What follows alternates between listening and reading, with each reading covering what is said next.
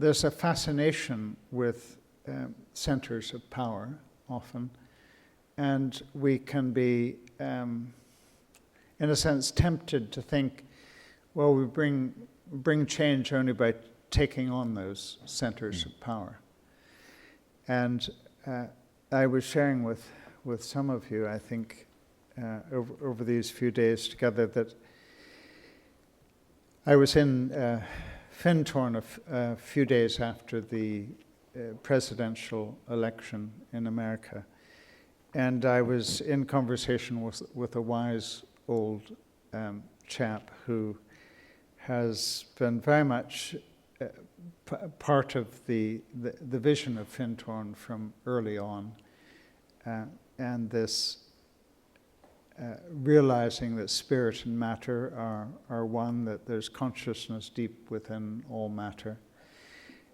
He has lent his sort of scientific energies to the development of windmills in Findhorn and purification of wastewater without using chemicals. So some interesting sort of scientific things are happening in Findhorn as well.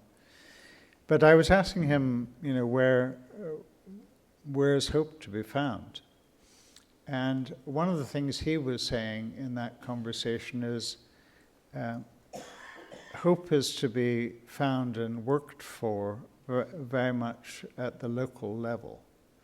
And let's not sort of bash our heads against the wall in relation to the great centers of power. Let's work for change sort of on the ground and locally, and let's work for change at the edge rather than at the center. And a few days later, I was part of a Zoom conversation in which an evolutionary biologist was present. And when I was recounting to them my story with the wise old chap from Findhorn about let's work for change at the edge, rather than thinking that we can change power at the center. This evolutionary biologist said, in evolution, change always happens at the edge. It's always at the edge of a species that real change begins to unfold.